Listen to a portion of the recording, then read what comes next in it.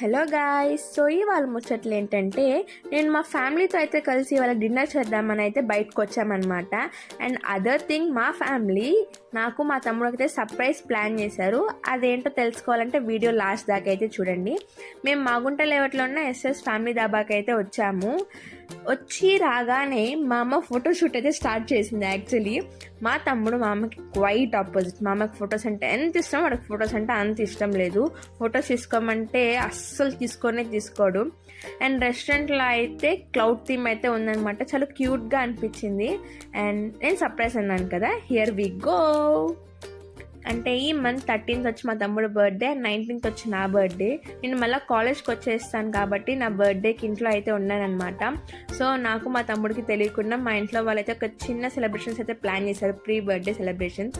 అలాగ డిన్నర్ చేసేసి cake cut చేసి డే అయితే ఏం చేసాం. సో ఇవాళ ముచ్చట్లయితే ఇవి.